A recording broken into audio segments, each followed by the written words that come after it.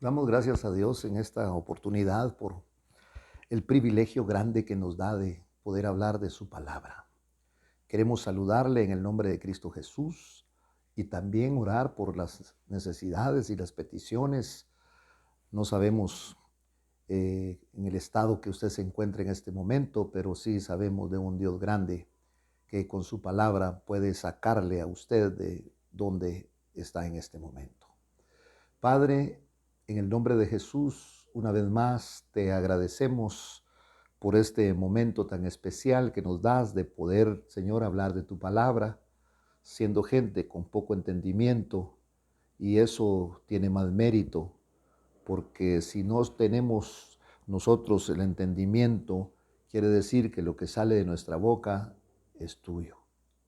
Gracias, Señor, en el nombre de Jesús. Aprovechamos este momento y lo creemos para poner delante de ti, Señor, estas peticiones y estas situaciones, Señor, que tu pueblo está pasando y aún aquel que no te conoce. Señor, en el nombre de Jesús te pedimos por estas personas que están alejadas, que no te conocen, aquel que ya te conoció, pero en este momento está embatallado. Señor, en el nombre de Jesús, que tu palabra les traiga refrigerio, que tu palabra les traiga esperanza, que tu palabra les traiga consuelo, que tu palabra, Señor, restaure sus vidas. En el nombre de Cristo Jesús, háblanos como siempre lo sueles hacer a través de esta bendita y hermosa palabra, Señor. En el nombre de Jesús, úsame en este momento como un canal de bendición. Te lo suplico, Señor, que no sean con mis pensamientos ni con mis fuerzas, sino por tu Santo Espíritu. Y bajo esa medida y bajo esa condición, Señor, me animo a compartir tu palabra. En el nombre de Jesús, amén, Señor, y amén. Este día vamos a tomar el capítulo número 5 del Evangelio según como lo describe Mateo. No son 4 evangelios, es uno solo el Evangelio. Lo único es que cada uno lo enfoca bajo cómo lo entendieron, bajo las experiencias que alguno no vio, otro las vio y en otros corroboran las mismas experiencias. Pero quiero tocar el versículo 12 del capítulo 5 del libro de Mateo. Dice, regocijaos y alegraos. Como que el regocijo y la alegría son dos cosas muy distintas. El regocijo es una medida de gozo muy elevada y la alegría es otra, porque vuestra recompensa en los cielos es grande, porque así persiguieron a los profetas que fueron antes que vosotros.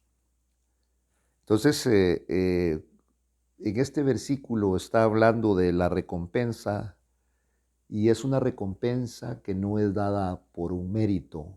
En el Evangelio no se ganan las cosas, sino las cosas vienen por gracia y misericordia de Dios. Pero hemos querido humanizar el Evangelio y el hombre muchas veces nos confundimos porque creemos que merecemos, creemos que tenemos mérito, pero en el Evangelio es muy distinto porque enfoca la expresión de gracia. Gracia es una palabra que indica que es un favor que no merecíamos y ese favor viene de parte de Dios. Por eso es una gran bendición para mi vida poder hablar de la palabra del Señor. No porque tenga el conocimiento adecuado, no porque me lo merezca, sino porque a Dios le ha placido que yo hable de su palabra. Y entonces, por eso dice ahí, regocíjense y alégrense, porque vuestra recompensa, ¿dónde vamos a obtener nuestra recompensa? En los cielos. Es grande, porque así persiguieron a los profetas que fueron antes que ustedes. Estas son palabras del Señor Jesús. Los profetas eran hombres de Dios, era el medio por el cual Dios hablaba. En ese tiempo no había Biblia, habían unos pergaminos, claro, los leían, pero los profetas llevaban la palabra revelada a los reyes, a los sacerdotes que muchas veces habían perdido la visión.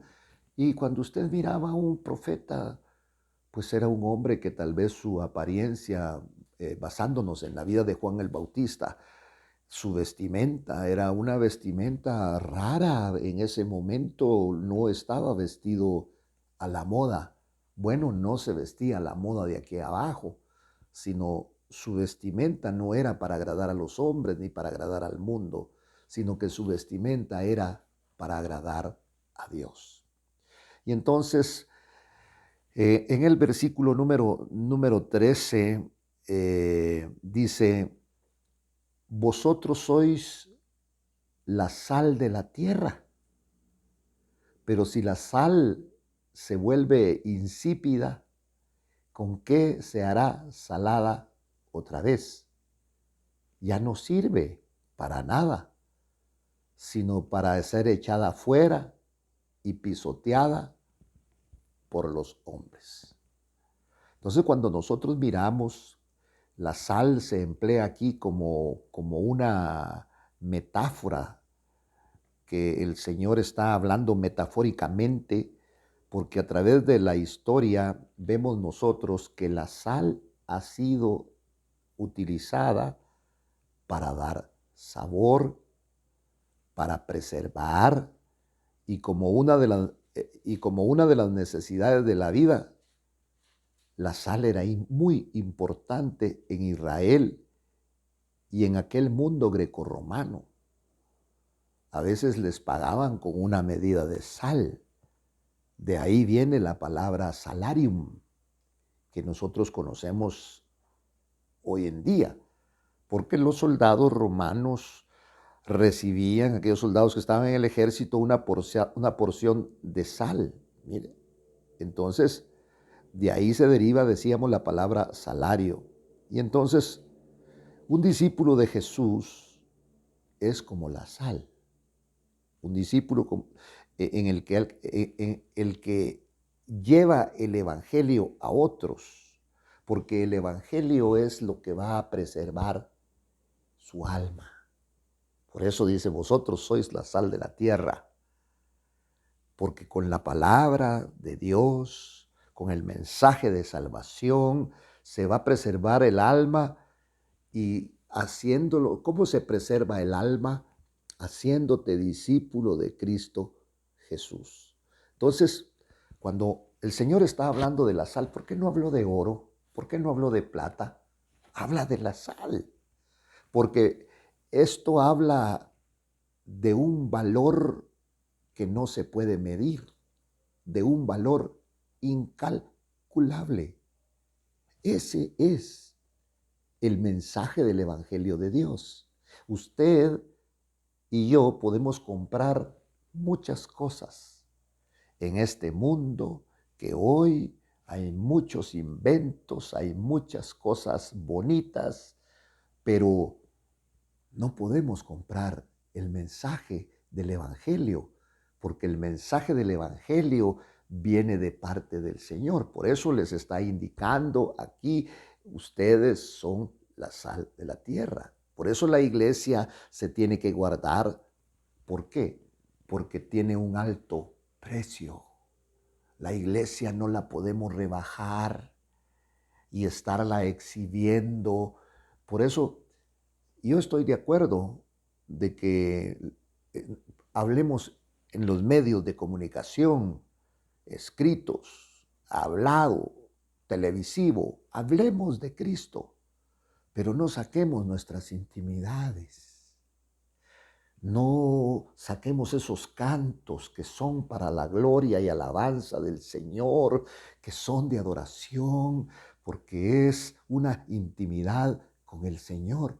Somos Por eso estamos hablando de la sal. La iglesia tiene que guardarse porque tiene un alto precio y todo, absolutamente todo lo que hay en la tierra bueno lo ha mandado Dios. Mire, para la iglesia. Pero el mundo se favorece con que la iglesia esté hoy en la tierra, porque aprovecha los recursos que Dios manda para la iglesia, porque si no estuviéramos, ahora probablemente ya no habría lluvia, a pesar de la tala, de la deforestación, y si no hubiera lluvia, no hubieran frutos. Entonces, el mundo tiene que comprender, mi estimado amigo, ¿quién creó el mundo si no fue Dios? El mundo se debe a que Dios lo hizo. Entonces vemos nosotros que el mundo fue creado por el Señor. Las estaciones, los ríos, la lluvia.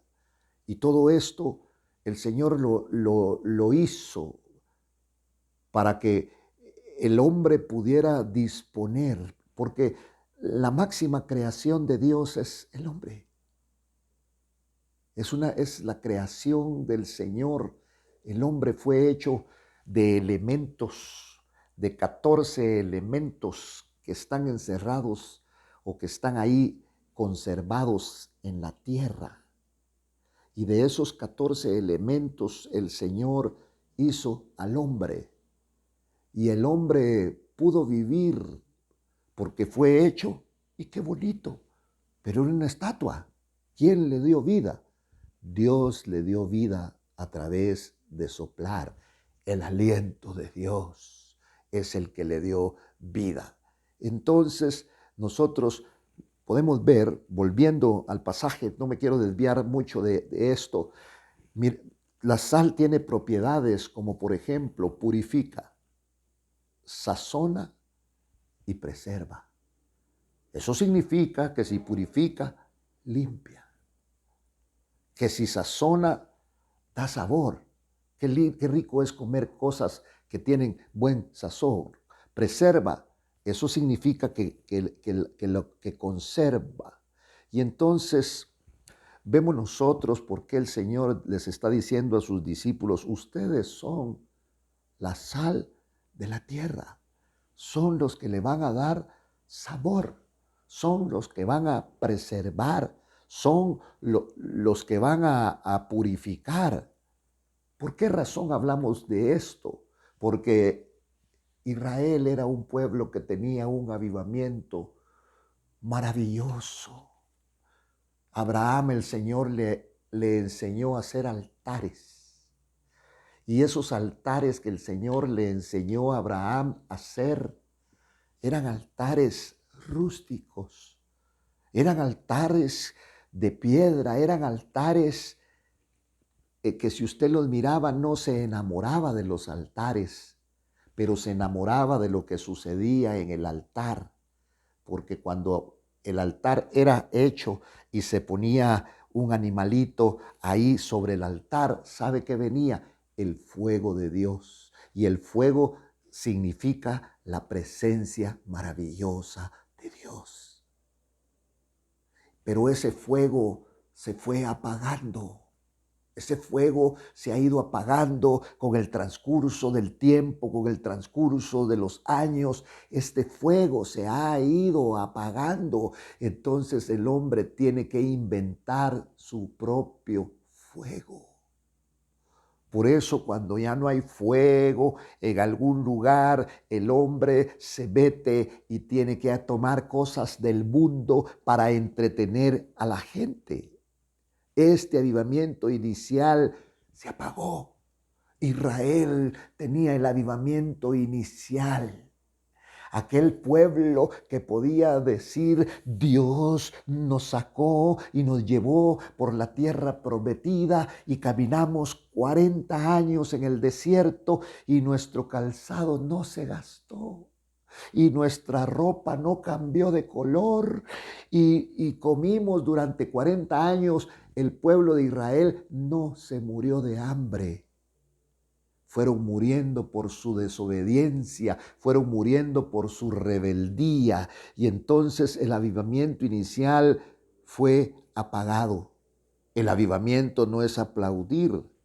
El avivamiento es mantenerse firme delante de Dios. Porque tenemos al Señor, tenemos a Dios en nuestro corazón, pero vamos a tener luchas, vamos a tener situaciones difíciles a las cuales nos vamos a enfrentar porque hay un enemigo, no de Dios. Contra Dios no puede ningún enemigo. La iglesia tiene un enemigo, tú tienes un enemigo. Como no puede fastidiar a Dios, como no puede molestar a Dios, entonces te fastidia a ti, me fastidia a mí, fastidia a los que componemos la iglesia del Señor. Y este avivamiento del cual nosotros estamos hablando, inicial, que fue apagado, ¿qué lo apagó? La simpleza del hombre, el libertinaje y la religiosidad. Dios le ha hecho su propio ropaje a la iglesia. No podemos vestirnos con otra ropa, no podemos ponernos vestiduras extrañas. Mire, porque el Señor nos las dio a nosotros, la iglesia, y ese ropaje que le dio Dios a la iglesia no es para exhibirlas en las calles, porque el evangelio, perdone, pero no es barato y nadie lo puede comprar porque es celeste. ¿Qué llevaban los magos? Aquellos magos que siguieron la guianza de una estrella que los conducía. ¿A dónde los conducía? Los iba a conducir donde había un niñito que acababa de nacer, pero como se tardaron tanto los magos en el transcurso del trayecto, cuando llegaron aquel niño ya tenía aproximadamente 2 años. Por eso Herodes calculó el tiempo y mandó a matar a todos los niños de 2 años para abajo. Y entonces vemos nosotros que los magos, ¿qué llevaban los magos? Llevaban oro. Eso está hablando de la riqueza, está hablando de pureza. Llevaban incienso.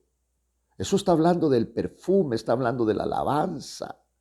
Llevaban mirra, sufrimiento. No fueron a Herodes para pedir ayuda, sino fueron a Dios para recibir la guianza. Por eso vemos nosotros que cuando el Señor les dice, ustedes son la sal de la tierra, sin ir muy lejos, cuando vaya al supermercado, pregunte dónde tienen la sal, lo tienen refundido en el lugar, le dan los mejores lugares a otros productos, menos a la sal. Por eso, a nosotros no nos debe de afectar que el mundo no nos tome en cuenta, porque para el mundo este evangelio es locura, pero para nosotros este evangelio es el poder maravilloso de Dios. ¿Pero de qué poder hablamos? No hablamos de un poder que nos contaron. No hablamos de un poder donde mueven cadenas. Hablamos de un poder que cambió nuestras vidas, de un poder que nos ha hecho, que nos está haciendo diferentes, de un poder que cambió nuestra manera de pensar, que cambió nuestras teorías, que cambió nuestros criterios y ahora podemos decir, Cristo vive y tiene poder. Cambió cambió el marxismo en nosotros, cambió el comunismo, cambió la rebeldía, cambió lo que teníamos adentro de nuestro corazón. Y quizá me están oyendo personas que militaron dentro de los grupos opositores al gobierno, porque cuando uno es joven se rebela contra todas estas cosas, pero vino Dios a cambiar nuestra vida, y no solo nuestra vida, sino nuestros pensamientos. Y lo que para otras personas es locura, este evangelio, yo puedo decir a estas alturas, bendita locura. Esta locura fue la que me sacó de los vicios. Esta locura me ha hecho pensar con sensatez. Me ha hecho pensar de manera diferente. Por eso vemos nosotros que cuando el Señor les dice, vosotros sois la sal de la tierra, les está hablando que es un producto que no se exhibe en las vitrinas, pero sin ella no hay sabor. No cabemos en los tiempos de los hombres. Siempre nos van a dejar de último si queremos ser aceptados por la sociedad. Tenemos que renunciar a este evangelio.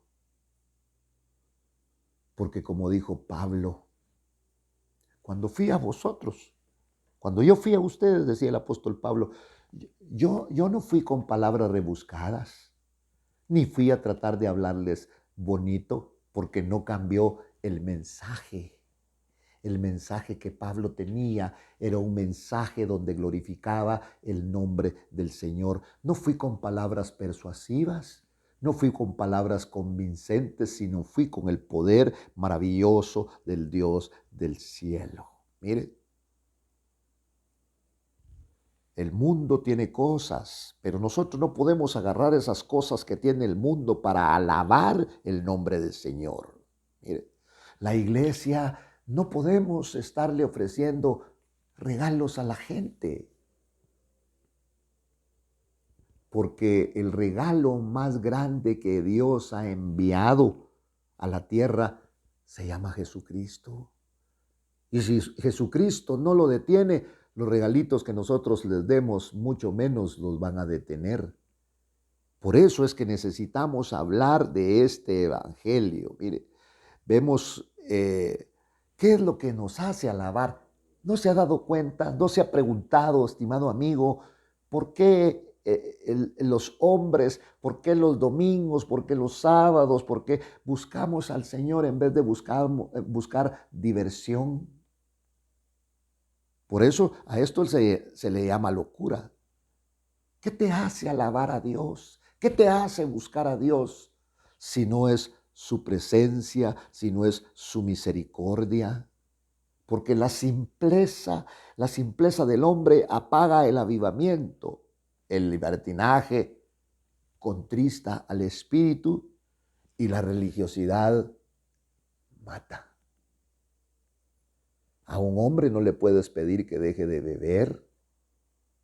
A un hombre no le puedes pedir que deje de drogarse. Puedes pedírselo, pero de aquí que dejen de hacerlo, imposible. El único que puede quitar esas cosas es el Señor. Y a unos no se los quita de entrada. Los lleva, reconocen a Cristo como Señor y Salvador, pero ahora hay un señorío y en el transcurso del camino se dan cuenta que dejaron de ser borrachos, que ya el alcohol no tiene ascendencia sobre ellos, que ya la droga no tiene ascendencia sobre ellos. Por eso, mire, por eso antiguamente todo sacrificio tenía que ser salado, valga la redundancia, con sal, no solamente para preservar la carne, sino para que fuese aceptable en la mesa del altar de Dios. Por eso vemos nosotros aquí que el evangelio es lo único que puede preservar las almas. Mire, igualmente la naturaleza al estar corrupta, por eso se le llama carne, si no la naturaleza se corrompe rápido, la carne debe de ser salada para que sea preservada. Mire, el espíritu, esta carne es el que la sazona. El Espíritu es el que está salando esta carne para que esta carne ahora adquiera sazón. La carne es usted, la carne soy yo. Salían vulgaridades de nosotros, de nuestra mente, de nuestro corazón y nuestra boca. Pero ahora el Espíritu, que es el que está haciendo,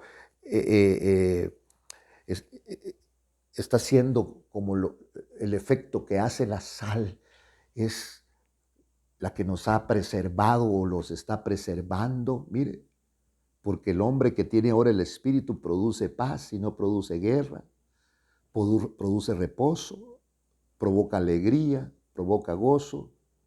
Es decir, por eso ahora en Romanos capítulo 12 y versículo número 1 dice que ahora somos sacrificio agradable a Dios. Somos sazonados. Mire, debemos de tener en nosotros el buen sabor de la gracia maravillosa de Dios. Sin la sal, si la sal preserva de la corrupción, ninguna palabra corrupta, dice, salga de vuestra boca. Por eso la misma sal que sazona el sacrificio de una vida santa, agradable para Dios, impide que los condenados al infierno sean destruidos y aniquilados. Pero si no tienen esa sal, serán atormentados eternamente. Muchas gracias. Damos gracias a Dios en esta oportunidad y esperamos vernos en los próximos días. Que el Señor te bendiga.